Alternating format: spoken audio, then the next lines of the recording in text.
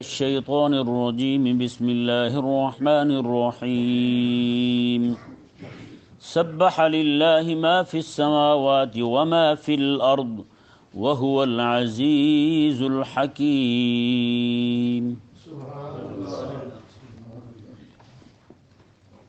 یہ سورہ مبارکہ مدینہ منورہ میں نازل ہوئی۔ اللہ تبارک و تعالی نے اس سورہ مبارکہ میں یہود و نصارہ کی چالیں اور ان کی رسول اللہ علیہ السلام کے ساتھ دشمنی اور پھر رب تبارک و تعالیٰ کا ان کو ذلیل و رسوا کرنا، مال فے کے حکام اور اس کے مصارف بیان فرمائے۔ اور یہ ذہن میں رہے اس کی جو آخری 3 آیات مبارکہ ہیں، هو اللہ الذی لا الہ الا هو، صفحہ نمبر 495 دیکھیں، 22، 23، 24، یہ 3 آیات مبارکہ کریمہ کا صلی اللہ علیہ وآلہ وسلم نے ارشاد فرمایا، جو بندہ اعوذ باللہ السمیع العلیم من الشیطان الرجیم پڑھ کر یہ 3 آیات مبارکہ پڑھ لے، صبح کو پڑھے اور شام کو پڑھے، تو صبح سے لے کر شام تک، شام سے لے کر صبح تک 70,000 فرشتے اس کی بخشش کے لیے دعا مانگیں گے۔ اور ایک روایت میں یہ ہے، جو بندہ یہ پڑھ لے، اللہ تبارک و تعالیٰ اگر صبح کو پڑھا تھا شام تک فوت ہو گیا ہے تو وہ شہیدوں میں اٹھے گا۔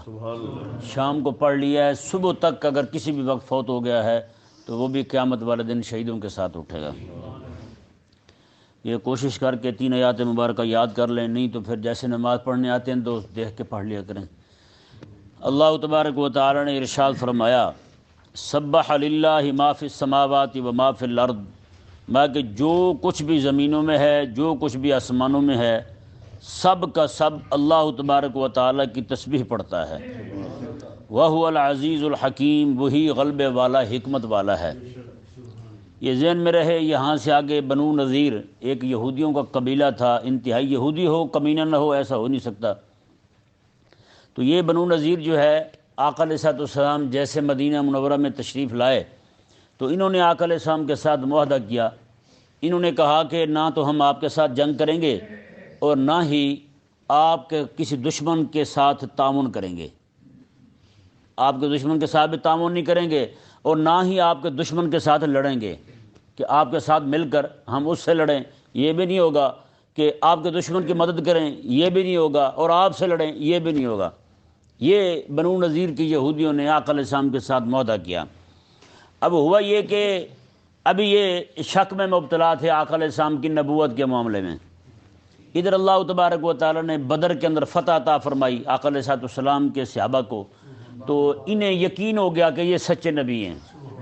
ان یہودیوں کو یقین ہو گیا کہ یہ سچے نبی ہیں۔ وہاں پہ مال غنیمت ہاتھ آیا اور کافر جو ہیں وہ 70 کافر مارے گئے، بڑے بڑے ان کے جو لیڈران کپتان تھے، تو اب انہیں یقین ہو گیا کہ یہ سچے نبی ہیں۔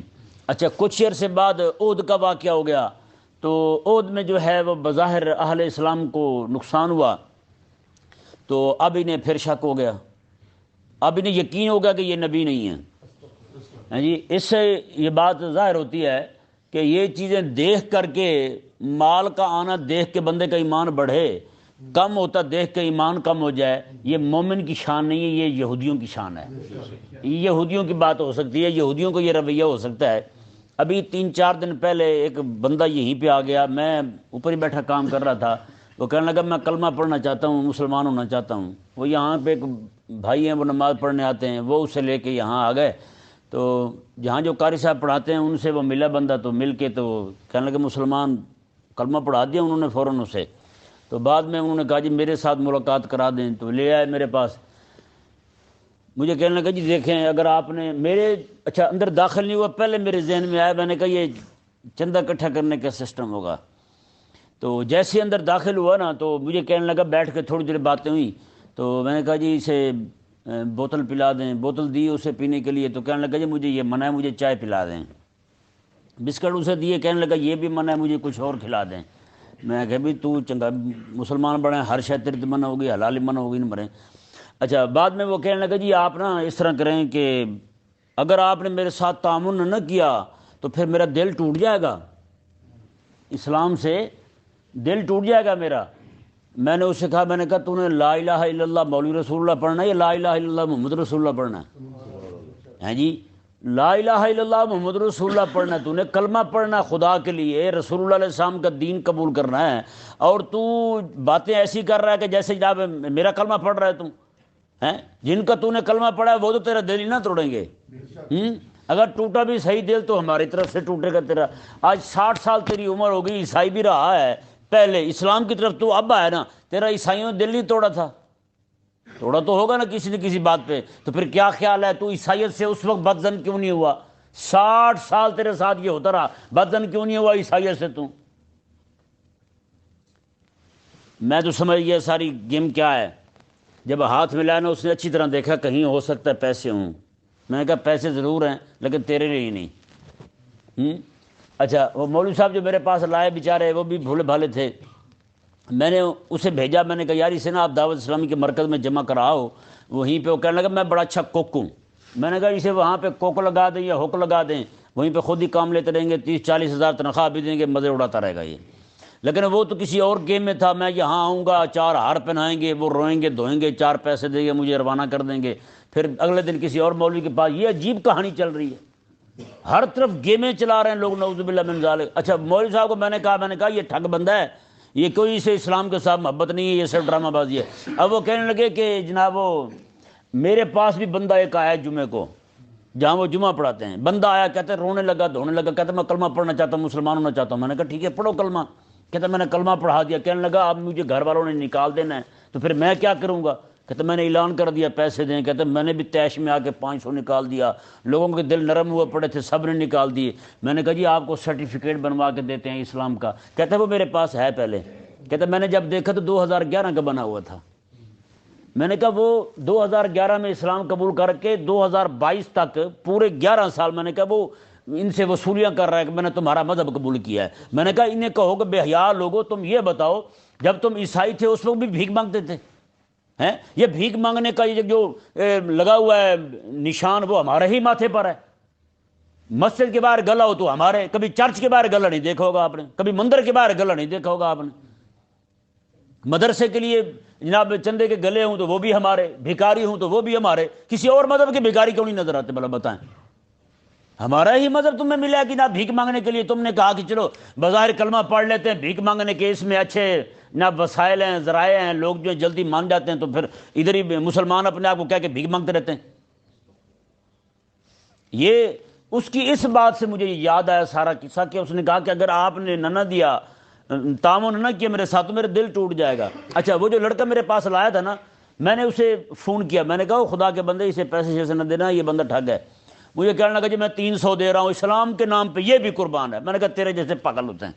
اچھا جی وہ تو چلا گیا، اس وقت یہ اس نے بات کی، میں نے کہا اسے کیا سمجھانا، میں نے بھی فون بند کر دیا۔ اب کل اس کا فون آیا اس عیسائی کا، اسے وہ جو مسلمان بنا پھرتا ہے، اسے کہتا ہے جی آپ نا اس طرح کریں، وہ میں تو نہیں آ سکتا کام کے لیے، مکان کا کرایہ دینا ہے وہ آپ مجھے پیسے ایزی کر دیں۔ بتائیں لے رہا ٹیکس نہیں لے رہا ہم سے اسلام قبول کرنے کا، عجیب پاگل کا بچہ ہے، وہ آپ مجھے پیسے بھیج دیں۔ اس نے کہا جی آپ کچھ دن کا ٹائم دیں مجھے، میں آپ کو دے دوں گا پیسے۔ کہنے لگا چلو پھر ایزی لوڈ تو کروا دیں، کسی اور سے تو مانگو پھر پیسے میں۔ بتائیں یہ حال ہے۔ تو یہ پیسے آتے دیکھ کر ایمان بڑھ جائے، پیسے کم ہوتے دیکھ کر ایمان کم ہو جائے، یہ یہودیوں کا کام ہے۔ کن کا کام ہے؟ یہودیوں نے بدر میں کہا کہ سچے نبی ہیں، عہد کا واقعہ وہ تو کہنے لگے نہیں جی یہ سچے نبی نہیں ہیں، نعوذ باللہ من ذالک۔ بتائیں بھائی آج لوگوں کو نعوذ باللہ من ذالک ایسا مال بڑھتا دیکھ کر رب کی بھی ایمان بڑھ جاتا ہے۔ جیسے یہ پیسے کم ہوتے ہیں تو کہتے ہیں رب تبارک و تعالیٰ سے ناراض ہوئے بیٹھے ہوتے ہیں، نعوذ باللہ من ذالک۔ اللہ تبارک و تعالیٰ نے اچھا انہوں نے ایک غداری، اس کے بعد جیسے عہد کا واقعہ ہوا نا تو کعب بن اشرف یہودی ملعون جو ہے لعنتی، یہ آقا علیہ السلام کا گستاخ تھا، اس نے کیا کیا کہ یہ کچھ اپنے سوار لے کر مکہ گیا، مکہ کے مشرکوں کو کھڑا کر کے کعبے کے غلاف کو پکڑ کے اس نے ان کے ساتھ معاہدہ کیا کہ تم بدلہ لو ان سے، ہم تمہارے ساتھ ہیں۔ یہ کعب بن اشرف بھی بنو نذیر کا تھا کہ تم بدلہ لو رسول اللہ علیہ السلام سے، ہم تمہارے ساتھ ہیں، یہ معاہدہ کیا اس نے، آقا علیہ السلام کی مخالفت کی۔ اس سے پہلے بھی آقا علیہ السلام کے ساتھ یہ غداری کر چکے تھے بنو نذیر۔ آقا علیہ السلام کہنے لگے حضور ہمارے ہاں کو معاملہ ہوا ہے، آپ ذرا تشریف لائیں، اسے سماعت فرمائیں۔ وقت کوئی عصر کا تھا، آقا علیہ السلام تشریف لے گئے تو انہوں نے نا کمرہ تھا ایک، اس کی چھاؤں میں چارپائی رکھی ہوئی تھی، آقا علیہ السلام وہیں پہ تشریف فرما ہوئے، تو اوپر سے ان زلیلوں نے معاہدہ بنایا ہوا تھا، بہت بڑی چٹان نہ پتھر کی، وہ لے کے کھڑے ہوئے تھے حضور پر پھینکنے کے لیے، اس طرح انہوں نے اوپر سے چھوڑی ہے۔ رب تبارک و تعالی نے آقا علیہ السلام کو فرمایا، حضور وہاں سے اٹھ کے ایک طرف ہوئے تو وہ پہاڑ کی چٹان جو ہے نا، اتنا بڑا پتھر جو تھا وہ نیچے آ گرا، اتنی بڑی غداری کر چکے تھے یہ آقا علیہ السلام کے ساتھ بنو نذیر۔ تو رب تبارک و تعالی نے پھر فرمایا اپنے حبیب کریم علیہ السلام کو کہ حبیب آپ ان پر چڑھائی کر دیں، اور مزے کی بات یہ جتنے بھی صحابہ آقا علیہ السلام کے ساتھ گئے صرف 2 میل کا فاصلہ تھا، سارے صحابہ پیدل گئے، صرف حضور سوار تھے، بس آقا علیہ السلام سوار تھے، باقی سارے صحابہ پیدل گئے۔ وہاں جب گئے تو اللہ تبارک و تعالی نے ایسی فتح عطا فرمائی، وہ اندر قلعوں میں موجود تھے، انہوں نے ایک دن کے ایک لمحے میں بھی نہیں سوچا تھا کہ یہ اہل اسلام ہم پر حملہ کر سکتے ہیں، ہماری گرفت کر سکتے ہیں، لیکن آقا علیہ السلام کے صحابہ وہاں پہنچے تو وہ اندر ہی تھے۔ اللہ تبارک اچھا اس سے اس حملے سے پہلے ہی، ان کے گراؤ سے محاصرے سے پہلے آقا علیہ السلام نے خفیتاً کعب بن اشرف کو قتل کروا دیا اپنے صحابہ کو بھیج کر، ان کا جو بڑا سرغنہ تھا، ان کا جو اس وقت کا کپتان تھا، جی ان کی تحریک کا امیر جو تھا وہ قتل ہو گیا، اس ایک رات میں قتل ہو گیا۔ تو اس وجہ سے اللہ تبارک و تعالی نے ان کے دلوں میں ایسا رعب ڈالا کہ وہ سارے کے سارے ذلیل و رسوا ہو گئے، اپنے گھروں کو خود اکھیڑنے لگے، توڑنے لگے۔ آقا علیہ السلام کے صحابہ کرام علیہ مردوان جو ہیں وہ وہیں پہ تشریف فرما ہے، تو اللہ تبارک و تعالی نے تھوڑے ہی وقت میں انہیں ذلیل کر دیا۔ وہ وہاں سے آقا علیہ السلام نے پھر انہیں نکالا، مدینے سے خیبر چلے گئے ہیں، خیبر جب گئے تو خیبر سے پھر حضرت عمر نے نکالا ہیں۔ رب تبارک و تعالی نے کیا ارشاد فرمایا جی دیکھیں۔ اچھا مزے کی بات دیکھیں کہ یہ آگے آیت نمبر 2 میں یہودیوں کی ذلت و رسوائی، ان کے وہاں سے نکلنے کا بیان، اہل اسلام کی فتح کا بیان ہوا۔ اس سے پہلے رب تبارک و تعالی نے کیا فرمایا کہ سبح للہ ما فی السماوات و ما فی الارض۔ آخر ان دونوں کو آیتوں کا ربط بھی تو ہونا چاہیے نا، ہیں جی۔ رب تبارک و تعالی جو ہے نا، ان کا قصہ شروع کرنے سے پہلے کیا فرما رہا ہے، میں کہ ہر چیز جو ہے نا وہ سبحان اللہ پڑھ رہی ہے، ہر چیز سبحان اللہ پڑھ رہی ہے، اس بات پر کہ رب تبارک و تعالی نے اپنے محبوب کے صحابہ کو فتح کیسے دی، یہود و نصارہ یہودی ذلیل کیسے ہوئے ہیں، بنو نذیر رگڑے کیسے گئے ہیں، اس بات پہ فرمایا کہ ہر چیز جو ہے رب تبارک و تعالی کی تسبیح پڑھتی ہے۔ اس سے ثابت ہوا کہ کافروں کے دشمنوں کی ذلیلوں کی ذلت سن کر سبحان اللہ پڑھنا یہ رب تبارک و تعالی کی کائنات کی ایک ایک چیز کی سنت ہے۔ ہاں رب تعالی نے ارشاد فرمایا هو الذی اخرج الذین کفروا من اہل الکتاب من دیارہم لاول الحشر۔ رب تبارک و تعالی نے فرمایا کہ وہی ہے وہ ذات جس نے اہل کتاب کے کافروں کو ان کے گھروں سے نکال دیا لاول الحشر، یہ ان کا پہلا حشر ہے، یہ ان کا پہلا حشر ہے کہ ان کو ان کے گھروں سے نکال دیا گیا۔ ما ظننتم من یخرجوا، فرمایا کہ صحابہ تمہارا بھی گمان نہیں تھا کہ وہ نکلیں گے، اتنے مضبوط قلعوں میں رہتے تھے، محبوب کے صحابہ ان کے گھر چھوٹے چھوٹے تھے، وہ قلعوں میں رہتے تھے، مضبوط قلعوں میں، میں تمہارا تو خیال ہی نہیں تھا یہ نکلیں گے۔ وَظَنُّوا أَنَّهُمْ مَانِعَتُهُمْ حُصُونُهُمْ مِنَ اللَّهِ، اور انہیں یقین تھا کہ اللہ سے ہمیں یہ قلعے بچا لیں گے، بڑے بڑے قلعے جو ہیں یہ ہمیں اللہ سے بچا لیں گے۔ اللہ تعالی نے فرمایا فَآتَاهُمُ اللَّهُ مِنْ حَيْثُ لَمْ يَحْتَسِبُوا، اللہ بھی پھر اپنا حکم وہاں سے لایا جہاں سے انہیں گمان ہی نہیں تھا، اللہ وہاں سے حکم لایا جہاں سے انہیں گمان ہی نہیں تھا۔ وَقَذَفَ فِي قُلُوبِهِمُ الرُّعْبَ يُخْرِبُونَ بُيُوتَهُمْ بِأَيْدِيهِمْ وَأَيْدِي الْمُؤْمِنِينَ، میں کہ اللہ تعالی نے ان کے دلوں میں رعب ڈال دیا تو وہ اپنے گھروں کو اپنے ہاتھوں سے اور مسلمانوں کے ہاتھوں سے تباہ کرنے لگے، وہ اپنے گھروں کو گرانے لگے۔ صحابہ کرام علیہ مردوان جو ہیں وہ بھی ان کے گھروں کو گرانے لگے، وہ اس لیے گرا رہے تھے کہ ہم جائیں تو ان کے کام نہ آئیں، محبوب کے صحابہ اس لیے گرا رہے تھے ہم یہ گرا دیں تاکہ میدان کھلا ہو جائے لڑنے کے لیے، میدان وسیع ہو جائے لڑنے کے لیے۔ اب کیا ہوا جی، رب تعالی نے فرمایا فَاعْتَبِرُوا يَا أُولِي الْأَبْصَارِ، عقل والو تم بھی عبرت حاصل کرو، عقل والو تم بھی عبرت حاصل کرو۔ یہ دیکھو رب تبارک و تعالی یہودیوں کو کیسے ذلیل فرما رہا ہے، حبیب کریم علیہ السلام کیسے وہاں کھڑے ہو کر یہودیوں کو تباہ فرما رہے ہیں، ان کو وہاں سے نکال رہے ہیں۔ عقل والو تم بھی یہ بات سمجھو ہیں، اور ساتھ ساتھ انہیں بھی خطاب ہو رہا ہے جو اب بھی آقا علیہ السلام کی دین کی دشمنی پر ڈٹے ہوئے ہیں، تم بھی سیدھے ہو جاؤ، کہیں یہ نہ ہو تمہارا حشر بھی یہودیوں والا ہو جائے، ہے یا نہیں ایسا؟ رب تبارک و تعالی نے ارشاد فرمایا وَلَوْلَا أَن كَتَبَ اللَّهُ عَلَيْهِمُ الْجَلَاءَ لَعَذَّبَهُمْ فِي الدُّنْيَا، اللہ تبارک و تعالی نے ان کی یہ جلا جلا وطنی نہ لکھی ہوتی رب تبارک و تعالیٰ نے، وہاں سے نکلنا نہ لکھا ہوتا تو لعذبہم فی الدنیا، رب تبارک و تعالیٰ انہیں دنیا میں عذاب دے دیتا۔ ہاں، رب تعالیٰ نے یہی لکھا کہ اپنے گھر چھوڑ کے یہاں سے بھاگیں۔ وَلَهُمْ فِي الْآخِرَةِ عَذَابُ النَّارِ، فرمایا کہ دنیا میں عذاب آئے یا نہ آئے، گھر چھوڑ کے بھگائے جائیں یا عذاب میں رگڑے جائیں، آخرت میں عذاب پھر بھی ہونا ہے انہیں، آخرت میں عذاب ہے پھر بھی ہونا ہے انہیں۔ ذَلِكَ بِأَنَّهُمْ شَاقُّوا اللَّهَ وَرَسُولَهُ، میں وجہ اس کی یہ بنی کہ انہوں نے اللہ اور اس کے رسول کی مخالفت کی ہے، اللہ اور اس کے رسول کے ساتھ دشمنی کی ہے۔ وَمَن يُشَاقِّ اللَّهَ، اور جو بندہ اللہ کے ساتھ دشمنی کرے تو اللہ تبارک و تعالیٰ سخت عذاب دینے والا ہے۔ مَا قَطَعْتُم مِّن لِّینَةٍ أَوْ تَرَكْتُمُوهَا قَائِمَةً عَلَىٰ أُصُولِهَا، یہ دیکھیں یہودی سارے قلعے میں بند ہیں، اوپر سے دیکھ رہے ہیں، ان کے جو باہر باغات تھے، ان کے جو درخت تھے سائے کے، سارے صحابہ کرام علیہ رضوان ان کو کاٹ رہے ہیں، کچھ صحابہ کاٹ رہے ہیں، کچھ انہیں منع کر رہے ہیں۔ کاٹنے والے جو ہیں وہ یہ اس نیت سے کاٹ رہے ہیں ہم یہ کاٹیں گے تو ان کے دلوں کو آگ لگے گی، وہ جل جائیں گے سارے، کہ ہماری محنت کی کمائی اتنے سالوں بعد درخت تیار ہوئے تو یہ کاٹ رہے ہیں، یہ ذلیل ہو جائیں گے۔ اور دوسرے جو منع کر رہے تھے وہ اس لیے منع کر رہے تھے کہ وہ تو دفع ہو جائیں گے یہاں سے، کام تو پھر بھی ہمارے آنا ہے نا، تو اس لیے نہ کاٹو۔ تو رب تبارک و تعالیٰ نے ارشاد فرمایا جی دیکھیں میں کہ تم نے جن درختوں کو جڑوں سے کاٹا یا پھر ان کی جڑوں کو، درختوں کو جڑوں پر چھوڑ دیا، فَبِإِذْنِ اللَّهِ، یہ دونوں کام اللہ تبارک و تعالیٰ کی اجازت کے ساتھ تھے، دونوں کی اجازت تھی۔ اکھیڑ دو یا رہنے دو، اکھیڑو گے یہودی ذلیل ہوں گے، بچاؤ گے تمہیں نفع ہوگا، میں کہ اس میں دونوں کی اجازت رب تبارک و تعالیٰ کی طرف سے تھی۔ اب بتائیں جی اس کی اجازت جو ہے نا پورے قرآن میں کہیں بھی نہیں، اس بات کی اجازت کہ درخت اکھیڑ دو یا رہنے دو، اس کی اجازت پورے قرآن میں نہیں ہے۔ اس سے کیا ثابت ہوتا ہے؟ رب فرماتا ہے کہ میں نے اجازت دی، مطلب کیا ہے اس کا کہ قرآن پاک کی جو صورت میں جو وحی آ رہی ہے نا، اس کے علاوہ بھی وحی حضور پر ہوتی تھی، جس کی اجازت رب تبارک و تعالیٰ نے اس وحی کے ذریعے دی ہے۔ تو اس سے کیا ثابت ہوا ہے؟ آقا علیہ السلام کا فرمان جو ہے وہ رب تبارک و تعالیٰ کی طرف سے کیا ہوتا ہے؟ وحی ہوتا ہے۔ اب کوئی بندہ کہے جی صرف قرآن کافی ہے، حدیث کی ضرورت نہیں، تو اس سے بڑا کوئی پاگل ہو سکتا ہے کائنات میں؟ رب تبارک و تعالیٰ نے ارشاد فرمایا جی دیکھیں وَلِيُخْزِيَ الْفَاسِقِينَ، میں درخت کھڑے رہیں یا اکھیڑ دو، درختوں کو اکھیڑنا جو ہے اور درختوں کو چھوڑنا، کیونکہ دونوں صورتوں میں انہیں نقصان ہے یہودیوں کو، درخت اکھڑ جائیں تو بھی نقصان، کھڑے رہیں تو بھی نقصان۔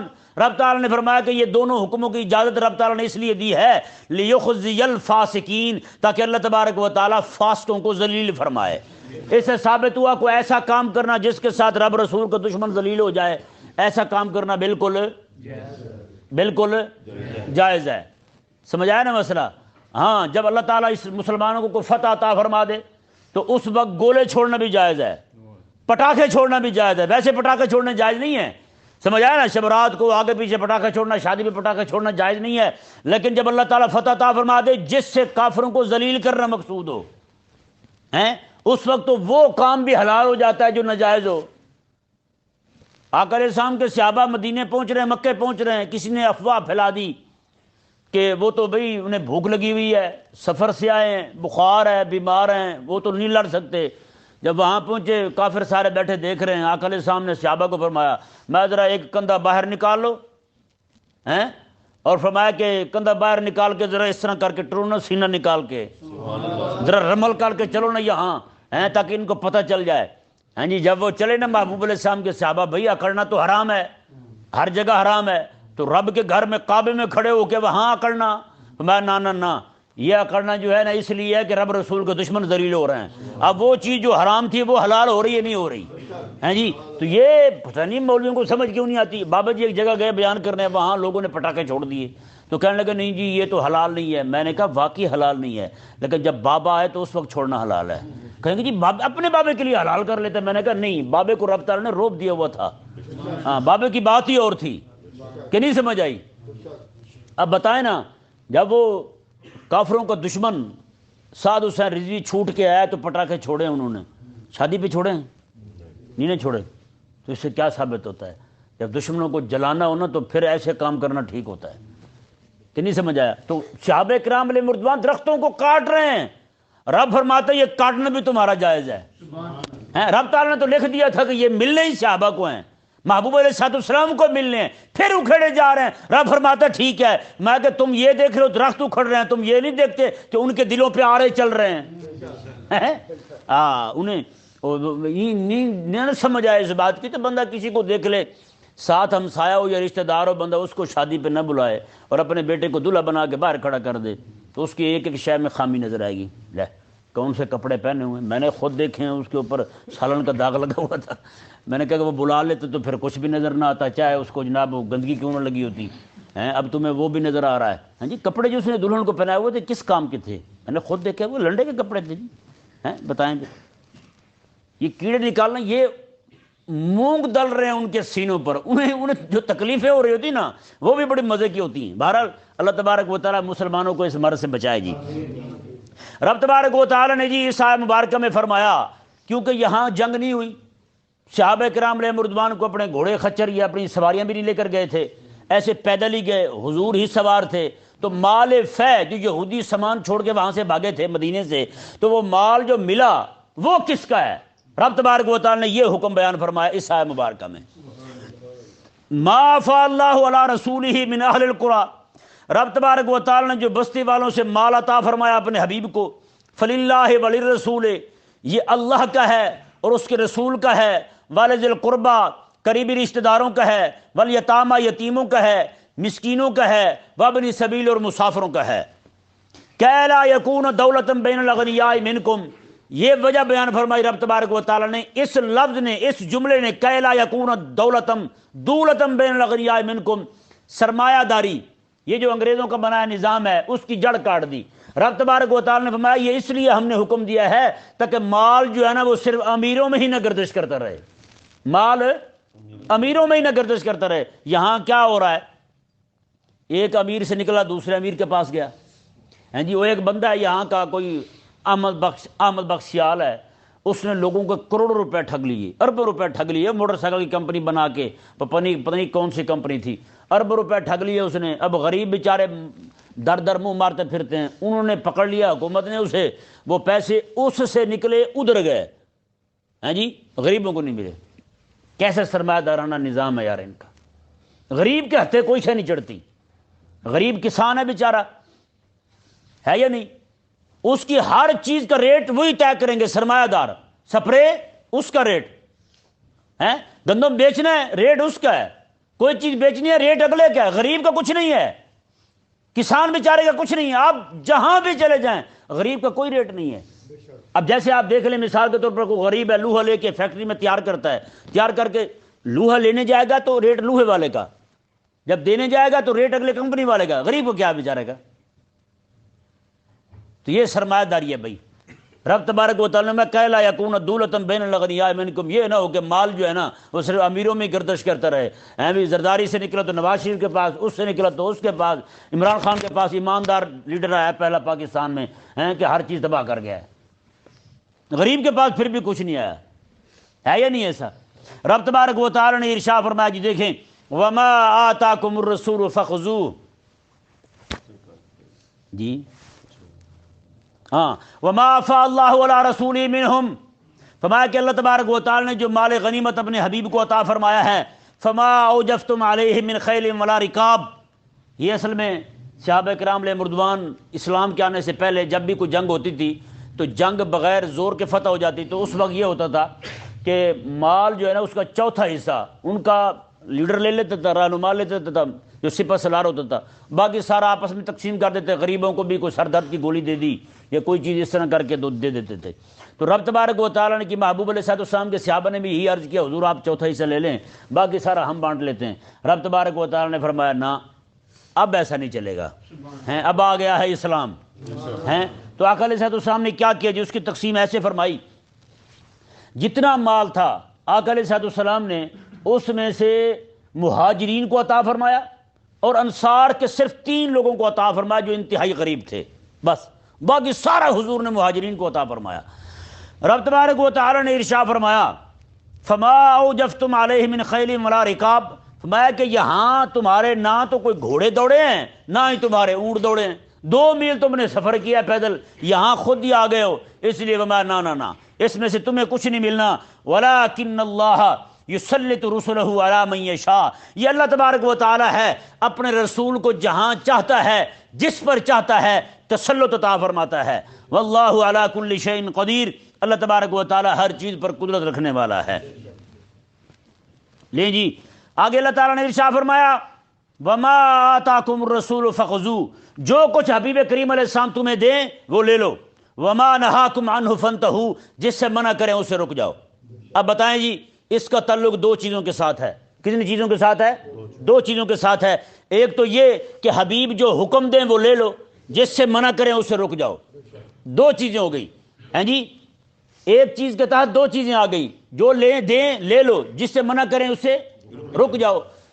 جو حکم دیں وہ لے لو، جس چیز سے روکیں اس سے رک جاؤ، ایک بات۔ دوسری بات، جو مال غنیمت حضور دیں وہ لے لو، جس سے منع فرمائیں اس سے رک جاؤ۔ اس سے ثابت کیا ہوا؟ آج ہمارے مولوی یہ پڑھ کے کیا کہتے پھرتے ہیں کہ آج حضور سے مانگنا جائز، بالکل جائز ہے، آقا علیہ السلام سے مانگنا جائز ہے۔ یار حضور سے جہاد کی طاقت بھی تو مانگو نا، ہیں؟ یا حضور سے صرف کوٹھی بنگلے مانگنے ہیں، یا آقا علیہ السلام سے صرف مادی چیزیں مانگنی ہیں؟ حبیب کریم علیہ السلام عطا فرمانے والے ہیں، اس وقت حضور دو چیزیں عطا فرما رہے ہیں۔ ایک تو حضور رب کا حکم عطا فرما رہے ہیں، منع کرنے سے جس چیز سے رکنا ہے وہ اس کی ممانعت عطا فرما رہے ہیں، اور دوسری چیز جو عطا فرما رہے ہیں حضور وہ مال غنیمت عطا فرما رہے ہیں۔ حبیب کریم علیہ السلام کے مال غنیمت مال فے عطا فرمانے کی بات کیوں نہیں کرتے؟ آقا علیہ السلام فرماتے کہ رب تبارک و تعالی نے میری روزی جو ہے نا، میری روٹی وہ تلوار کے نیزے کے نیچے رکھی ہوئی ہے، نیزے کے نیچے روٹی رکھی رب تبارک و تعالی نے میری۔ تو بتائیں آج امت نام ہی نہیں لیتی ہے اس کا، امت کو نام لیتے ہوئے جناب ٹانگیں کانپتی ہیں۔ رب تبارک و تعالی نے ارشاد فرمایا واتقوا اللہ، اور ڈرو تم اللہ تبارک و تعالی سے، ان اللہ شدید العقاب، بے شک اللہ تبارک و تعالی سخت عذاب دینے والا ہے۔ اگلی آیت مبارکہ میں مزید رب تبارک و تعالی نے کچھ اسی کے مصارف بیان فرمائے۔ للفقراء الذین اخرجوا من دیارہم واموالہم یبتغون فضلا من اللہ ورضوانا، اللہ اکبر، میں کہ وہ فقیر مہاجرین جو ہیں جنہیں ان کے گھروں سے اور ان کے مالوں سے نکال دیا گیا، وہ صرف رب تبارک و تعالیٰ کی رضا چاہنے والے تھے۔ وَيَنْصُرُونَ اللَّهَ وَرَسُولَهُ، وہ اللہ کی اور اس کے رسول کی مدد کرنے والے تھے۔ وہ مکہ چھوڑ کر مدینے آئے اس لیے تھے تاکہ اللہ تبارک و تعالیٰ کے دین کی اور حبیب کریم علیہ السلام کی مدد کریں گے، وہ اسی لیے آئے تھے وہاں سے یہاں جی۔ تو میں اس مال پہ حق ان کا بنتا ہے۔ اس سے کیا ثابت ہوتا ہے؟ جو بندہ اپنا سارا کچھ کاروبار ہر چیز چھوڑ کے رب رسول کے دین کی مدد کے لیے بیٹھا ہو، اس کو دینے کا حکم تو رب دیتا ہے۔ ہاں جی بتائیں، اس کو دینے کا حکم تو رب تبارک و تعالیٰ عطا فرماتا ہے کہ میں کہ انہیں دو جو رب رسول کے دین کے لیے بیٹھے ہوئے ہیں، رب رسول کی مدد کے لیے بیٹھے ہوئے ہیں، رسول اللہ علیہ السلام کے دین کے دفاع کے لیے بیٹھے ہوئے ہیں۔ رب تبارک و تعالیٰ نے ارشاد فرمایا جی دیکھیں اولئک هم الصادقون، یہی سچے لوگ ہیں۔ اگلی آیت مبارکہ، دو آیات مبارکہ ایسی فیصلہ کن آیتیں ہیں جی، رسول اللہ علیہ السلام کے صحابہ کے دشمن ان دو آیتوں سے بڑے ذلیل ہوتے ہیں۔ وہ دو آیتیں کیا ہیں؟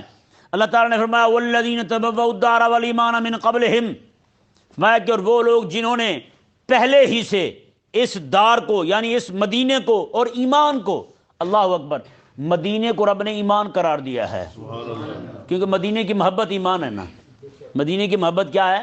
ایمان ہے۔ رب تعالیٰ نے جس نے اس گھر کو یعنی اس شہر مدینے کو اور ایمان کو پہلے سے ہی اپنا گھر بنایا تھا، کون ہے جنہوں نے پہلے گھر بنایا مدینے کو؟ انصار صحابہ۔ کون سے؟ انصار پہلے رہتے تھے وہاں۔ یحبون من ہاجر الیہم، یہ انصار جو ہیں ان کے ساتھ محبت کرتے ہیں جو ہجرت کر کے ان کے پاس آئے، مدینے میں جو صحابہ آئے ہجرت کر کے، یہ ان کے ساتھ محبت کرتے ہیں۔ ولا یجدون فی صدورہم حاجہ مما اوتوا، اچھا کچھ ان کو مل جائے مہاجرین کو، انصار کو نہ ملے تو ان کے دل میں میل نہیں آتا، ان کے دل میں میل ہے نہیں آتا۔ وہ ایک مرتبہ کچھ بچوں نے بات کر دی، بچوں نے، آقا علیہ السلام نے جنگ کا مال جو ہے نا وہ مہاجرین کو دیا، انصار کو نہیں دیا، تو کچھ بچوں نے بات کر دی کہ خدمت ہم کرتے ہیں مال انہیں ملتا ہے۔ تو یہ بات جب آقا علیہ السلام تک پہنچی تو حضور نے سب کو بلایا اپنے پاس، انصار کو۔ آقا علیہ السلام نے فرمایا کہ لوگ بھیڑ اور بکریاں لے جائیں اپنے گھر اور تم اللہ کا رسول ہی اپنے گھر لے جاؤ۔ لوگوں کو بھیڑ اور بکریاں ملیں اور تمہیں اللہ کا رسول مل جائے، یہ سودا سستا ہے لگتا ہے تمہیں؟ بتاؤ، تو سارے صحابہ خوش ہو گئے، انہوں نے کہا حضور ہمیں تو پہلے بھی کوئی مسئلہ نہیں تھا، اب بھی مسئلہ نہیں ہے ہمیں، حضور کی مرضی ہے، جو عطا فرمائے ہم وہ لے لیں گے، نہ عطا فرمائیں گے تو ہمارا مطالبہ نہیں ہے جی۔ اور دیکھیں اللہ تبارک و تعالیٰ نے کیا ارشاد فرمایا، فرمایا کہ اگر مہاجرین کو دیا جائے نا تو انصار جو ہے نا دل میں ذرا بھی میل نہیں لاتے، ان کے دل ایسے صاف ہیں۔ ہاں رب تبارک و تعالیٰ نے ارشاد فرمایا وَيُؤْثِرُونَ عَلَىٰ أَنفُسِهِمْ وَلَوْ كَانَ بِهِمْ خَصَاصَةٌ، فرمایا کہ یہ اپنی ذات پر انہیں ترجیح دیتے ہیں، اپنی ذات پر انہیں ترجیح دیتے ہیں، وَلَوْ كَانَ بِهِمْ خَصَاصَةٌ، اگرچہ انہیں خود ہی ضرورت کیوں نہ ہو، انہیں بھی ضرورت ہو تو دوسرے اپنے مہاجر صحابی جو ہیں، مہاجر دوست جو ہیں، اس کی ضرورت کو ترجیح دیتے ہیں، اس کی ضرورت کو مقدم رکھتے ہیں، اپنی ضرورت کو قربان کر دیتے ہیں۔ رب تعالیٰ نے فرمایا وَمَن يُوقَ شُحَّ نَفْسِهِ، جو بندہ نفس کے لالچ سے بچا لیا گیا نا وہی بندہ کامیاب ہے۔ جو بندہ ہر طرف میری میری میں بس، وہ بندہ جو ہے نا تباہ ہے، وہ بندہ کامیاب نہیں ہو سکتا۔ تو فرمایا کہ جہاں پہ دین کی بات ہے، محبوب علیہ الصلوۃ والسلام کے صحابہ کی عزت و ناموس کی بات ہے، تو میں پھر بندہ اپنی بات نہ کرے، پھر انہی کی بات کرے ہیں جی۔ رب تبارک و تعالیٰ نے ارشاد فرمایا جی، آگے دیکھیں اس آیت مبارکہ میں صحابہ کرام کے دو گروہوں کا ذکر فرمایا رب تعالیٰ نے، کون کون سے جی؟ مہاجرین اور انصار۔ مہاجرین کی تعریف اس بات پر کی کہ وہ اللہ کو راضی کرنے کے لیے، دین کی مدد کرنے کے لیے، حضور کی مدد کرنے کے لیے اپنے گھر چھوڑ کے یہاں آئے، مال چھوڑے، گھر چھوڑے۔ ان کی تعریف اس لیے کی رب تبارک و تعالیٰ نے کہ انہوں نے ان رب رسول کے مددگاروں کی مدد کی۔ بتائیں بھی چھوٹی بات ہے؟ یہی تو میں نے اس دن کہا تھا، میں نے کہا کہ عالم جو ہے نا حضور کے دین کا مددگار ہے، جو بندہ اس کی مدد میں کھڑا ہو جائے نا وہ بھی اللہ تبارک و تعالیٰ کے ہاں مددگار لکھا جاتا ہے، وہ بھی مددگار لکھا جاتا ہے۔ تو رب تبارک و تعالیٰ نے یہی فرمایا مہاجرین مددگار، تو یہ ان کے مددگار، اب انصار نام انہی کا پڑ گیا جو مہاجرین کے مددگار تھے۔ یہ دو گروہ صحابہ کے۔ آگے دیکھیں جی رب تعالیٰ نے کیا فرمایا، تیسرے گروہ کا ذکر فرمایا۔ تیسرا گروہ وہ ہے جو اہل سنت کا ہے، وہ بھی اہل سنت، اس اہل سنت کا گروہ، اس گروہ کا تذکرہ فرمایا جو قیامت تک آنے والے ہیں۔ رب تعالیٰ نے کیا ارشاد فرمایا والذین جاؤوا من بعدہم، فرمایا کہ وہ لوگ جو ان کے بعد آئیں گے، جو ان کے بعد آئیں گے، یقولون، وہ کہیں گے، کیا کہیں گے؟ ربنا اغفر لنا، مولا ہمیں بخش، ولاخواننا الذین سبقونا بالایمان، اور جو ہم سے پہلے ایمان کے ساتھ دنیا سے چلے گئے ہیں انہیں بھی بخش۔ ہیں جی کیسی بات ہے؟ تو یہ تابعین کے دور سے شروع ہوا، یہ دعا تابعین کی، پھر ان کے بعد آج تک، پھر قیامت تک جو آئیں گے صحابہ کرام علیہ رضوان کے لیے یہ دعا کریں گے، ان کی شان بھی رب نے بیان فرمائی۔ اس سے ثابت ہوا کہ مہاجرین بھی شانوں والے، انصار بھی شانوں والے، اور جو ان کے لیے دعا مانگے سنی وہ بھی شان والے۔ اندازہ لگائیں گے۔ رب تبارک و تعالی نے ارشاد فرمایا جی دیکھیں، اچھا مزے کی بات دیکھیں، یہاں رب نے فرمایا کہ وہ پہلے اپنی بخشش کی دعا مانگتے ہیں، پھر حضور کے غلاموں کے لیے، صحابہ کے لیے۔ کتنی بڑی بات ہے۔ جب ہم نماز پڑھتے ہیں نماز میں یہی کہتے ہیں ربنا اغفر لی ولوالدی، یا اللہ پہلے مجھے بخش پھر میرے ماں باپ کو بخش۔ اس کا مطلب کیا ہے؟ وہ کہتے ہیں نا دعا پہلے باقیوں کے لیے مانگے پھر بندہ اپنے لیے مانگے۔ یہاں وجہ یہ ہے کہ یہاں بندہ بخشش کی دعا مانگ رہا ہے، جو بخشش کی دعا وہی مانگے جو بخشا ہوا ہو، شفاعت تو وہی کرے گا نا۔ اب آپ بتائیں جی یہاں پہ کوئی بندہ پکڑا جائے ہیں جی، تو اس کی سفارش کرنے کے لیے وہی بندہ جا رہا ہے جو پولیس کو مطلوب ہے، پولیس پہلے ڈھونڈ رہی ہے، تو بتائیں ان کا کام آسان نہیں ہو جائے گا؟ میں نے کہا ہاں آپ کو ڈھونڈ رہے تھے، چلو آپ تشریف لے آئیں، اپنے قدم رنجہ فرمائیں، یہیں پہ تشریف رکھیں آپ۔ تو رب تبارک و تعالی نے یہ ادب فرمایا، ادب عطا فرمایا ہمیں، کہ فرمایا کہ اگر بخشش کی دعا مانگنی یہ ہے سفارش، تو سفارش وہی کر سکتا ہے جو خود بخشا ہوا ہو، تو اس لیے پہلے اپنی بخشش کے لیے دعا مانگو۔ یہاں بات دیکھیں کیسی پھر یقینی فرما دی، کہ فرمایا کہ اپنی بخشش کے لیے دعا مانگ کے ان کے لیے بخشش کی دعا مانگو، ان کی دعا کے صدقے رب تبارک و تعالیٰ تمہارے بھی بخشش فرما دے گا۔ کتنی بڑی بات ہے۔ حضرت سیدتنا ام المومنین عائشہ صدیقہ رضی اللہ تعالی عنہ ارشاد فرماتی ہیں کہ رب تعالیٰ نے انہیں قرآن میں حکم دیا تھا کہ یہ صحابہ کے لیے بخشش کی دعا مانگیں، یہ کمینے انہیں گالیاں دینے لگے۔ یہ حضرت عائشہ صدیقہ رضی اللہ تعالی عنہ کا فرمان شریف ہے۔ رب تبارک و تعالی نے ارشاد فرمایا اور وہ لوگ جو ان کے بعد آئے وہ یہ دعا مانگتے ہیں، اے اللہ ہمیں بھی بخش اور ہمارے ان بھائیوں کو بخش جو ہم سے پہلے ایمان کے ساتھ دنیا سے چلے گئے، ولا تجعل فی قلوبنا غلا للذین آمنوا ربنا، مولا جو ہم سے پہلے ایمان لائے ہیں نا وہ بھی، اور جو ہمارے دور میں ایمان لائے ہیں ان میں سے کسی کے بارے میں ہمارے دل میں میل نہ آنے دینا۔ مومن کے ایمان کتنی بڑی بات ہے، ہیں ان کسی بھی مومن کے بارے میں، حضور کے صحابہ ہوں یا تابعین ہوں، جی مہاجرین ہوں یا انصار ہوں یا حضرت امیر معاویہ رضی اللہ تعالیٰ عنہ، جتنے بھی حضور کے صحابہ ہیں، مولا کسی کے بارے میں ہمارے دل میں میل نہ آنے دینا۔ رب تبارک و تعالی نے ارشاد فرمایا کہ آگے تم یہ دعا کرو مجھ سے، یار رب بخشنا چاہتا ہے تو یہی تو عطا فرمایا اس نے نسخہ میں، ہیں رب بخشنا چاہتا ہے تو یہ دعا تلقین فرمائی نا اس نے، کتنی بڑی بات ہے۔ رب تعالی نے فرمایا کہ پھر یہ دعا کرو مجھ سے، ربنا انک رؤوف الرحیم، اے ہمارے رب بے شک تو بڑا مہربان بھی ہے، رحم فرمانے والا بھی ہے۔